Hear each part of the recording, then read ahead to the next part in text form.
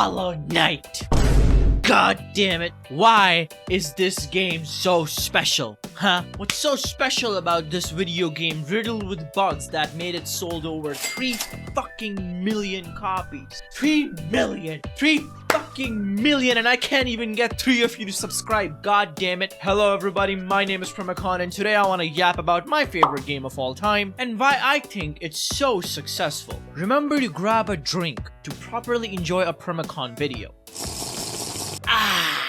Alright, let's get the basics out of the way. A lot of people like to chalk up Hollow Knight's success to timing. Hollow Knight came out when indie gaming was small. Hollow Knight came out when Metroidvania genre was mostly dead. Hollow Knight's only successful because, Team Cherry fanboys. That's right, Team Cherry fanboys. All 3 fucking million of them. It's a conspiracy, god damn it. Makes me mad. Now what am I talking about? As always, if someone's successful, a lot of people will look at their success and try to whittle them down. You see this happen in AAA gaming when the banger masterpiece Elden Ring dropped, which I fucking have a problem with. I've sunk like my life in it. A lot of developers from Ubisoft, Ubisoft, got a little soft on the inside and they ranted on Twitter about how FromSoft games are shit and how Elden Ring is bullshit. Yes! With crappy UI, that's fucking rich coming from a Ubisoft developer. You see it happen in the whole industry, be it a popular YouTuber, popular Twitch streamer, popular OnlyFans creator. They always get hate because some people are incapable of digesting one simple fact, that the reason it is so successful is because it's a masterpiece of a product. Impossible. Fun fact, Hollow Knight was a Kickstarter project, right? It did not even raise 100k. It did not reach its final goal. Let's have a quick little wheel trip down the memory lane. There we go. It only reached half of its stretch goal ladder. It was so much more. You know, looking at it, what's crazy is they still did 2 of the other things they promised, even though they didn't reach the Kickstarter goal. That's fucking cool. And Hollow Knight didn't have some crazy marketing team. The game didn't launch and sold 3 million copies in one night. We're gonna break it down into 3 different sections, alright? Section number 1 is gonna be sales and history of Hollow Knight when it comes to how it grew in popularity. Topic number 2 is gonna be about just the video game in general, why I think it's better than 99% of other indie games. And 3, of course, Silksong. If you're a new fan, Hollow Knight when it came out, it did not have lifeblood in it. It didn't have all those dream bosses that you fancy, like the White Defender. It didn't have the God Home, so the game lacked any kind of endgame. It didn't have the sexy sex appeal of Grim. So all of you crazy conspiracy theorists who believe Hollow Knight is only successful because Grim exists, fuck you. In fact, the game was riddled with a bunch of bugs. Real ones. Some so severe that they could have you soft lock and prevent you progressing. Like one bug all the way down in Kingdom's Edge. So what gives? Well, for starters, if any other developer launched Hollow Knight, they would have labeled it as an early access launch because that's pretty much what it was. The money that Team Cherry raised when developing the game ran out dry. How long do you expect 56,000 doubloons to last? So they released the game in whatever state they could. These days, developers call that early access. And I feel like from the launch of the game from February 2017 to end of 2018, even the beginning of 2019, the game was in its early access stage, even though the team didn't call it that, where over that 2-year period, it gained in popularity, it gained in content, it gained in polish, and most importantly, it had word-of-mouth advertising for itself because it was just that good of a product.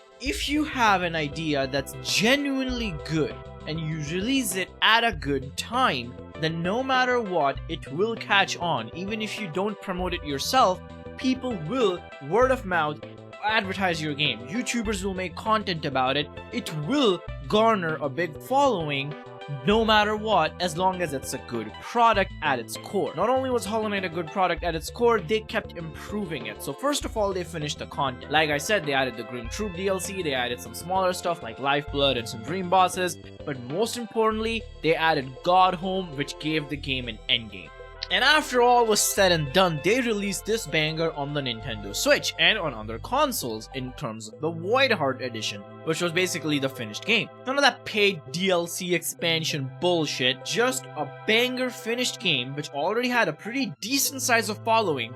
Releasing on consoles, that is huge. You know why? Because these type of games are best suited for console audiences. People who have grown up with Metroid, of course, Castlevania on the PlayStation, people who play Zelda games, people who play Resident Evil games on the GameCube, Dark Souls.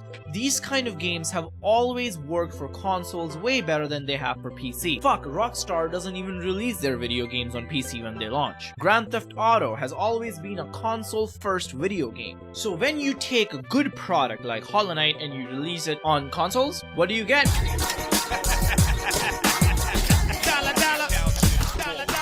But it doesn't end there. They struck when the iron is hot. When Hollow Knight was probably, debatably, at the peak of its popularity, they announced Hollow Knight Silksong. And I feel like just the announcement of that game alone pulled in so many new players. All of that is well and good, but a lot of people just look at that and say that, oh, any game could have done that, right? Why don't other games who do that are as successful as Hollow Knight? Or some people say Hollow Knight is nothing special, it just got lucky enough that it was fortunate enough to be able to do that at the right time, and so, you know, the game blew up, whatever. But I'm here to tell you, that is bullshit. The only reason that even worked for those guys was because Hollow Knight at its core is a really good game. It's way better than most people think it is. It's way better than other video games that come out, especially of the indie variety. Fuck, even the AAA variety. Gaming in general. Hollow Knight is up there as probably the top 10 best games ever released, with masterpieces like Resident Evil 4, Dark Souls,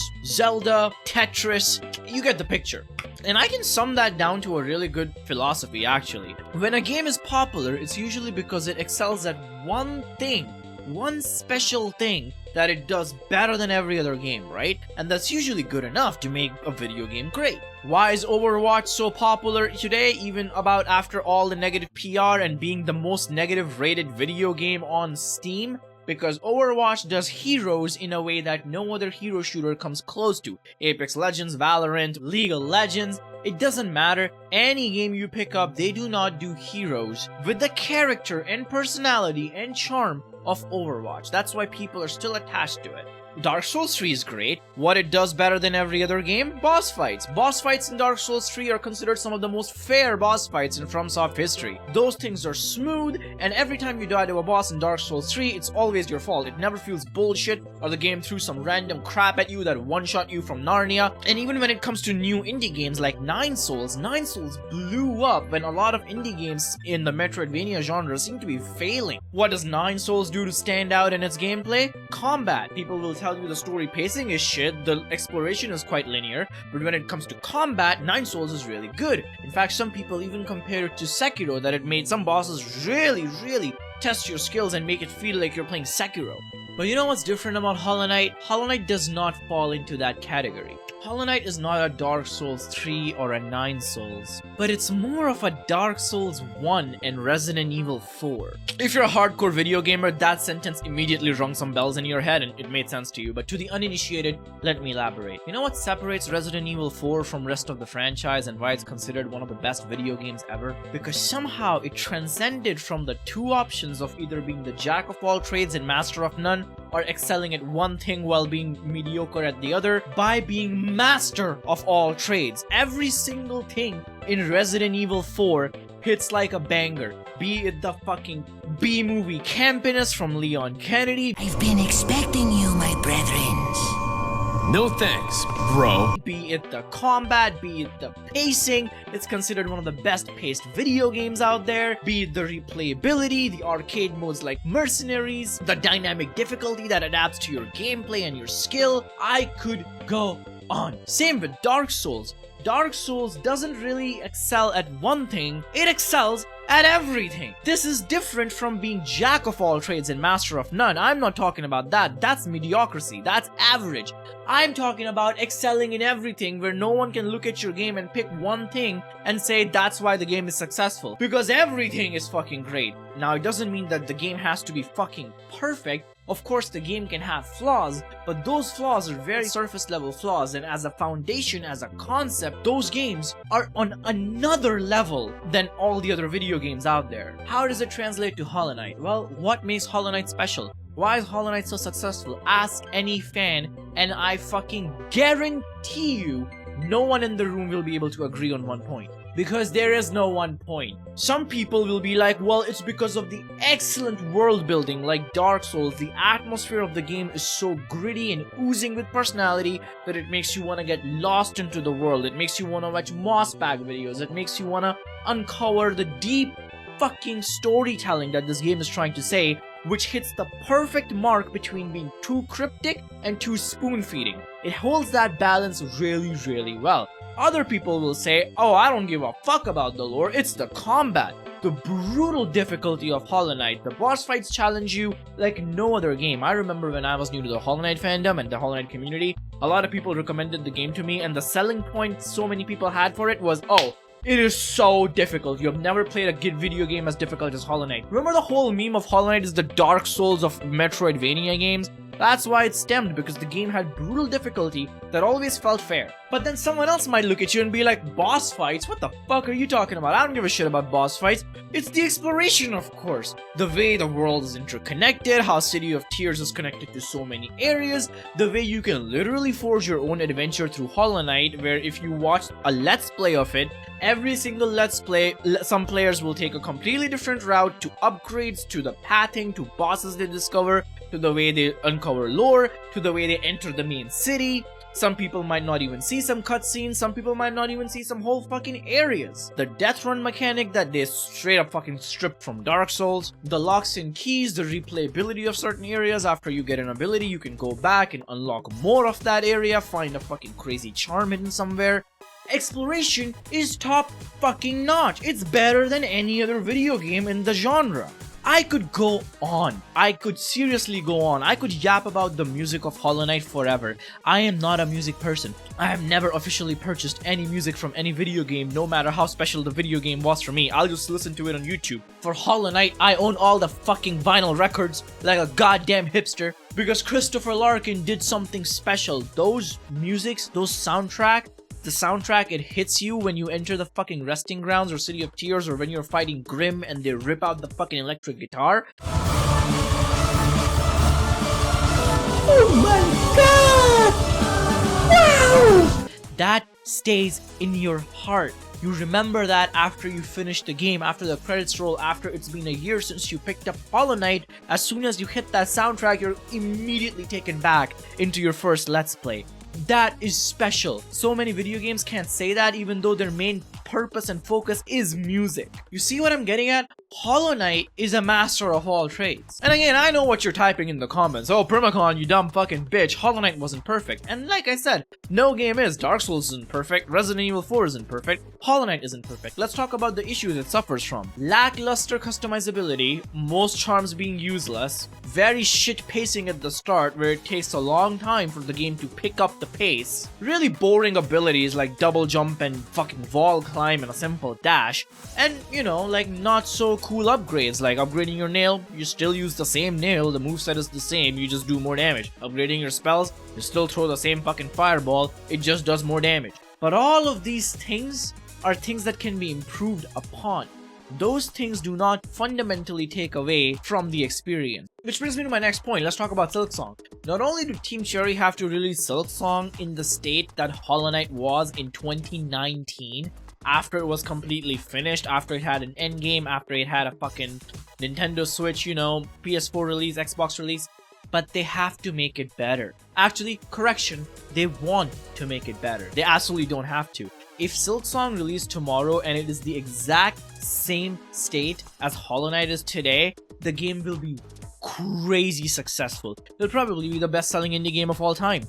But the thing is, Team Cherry, they're actually very passionate developers.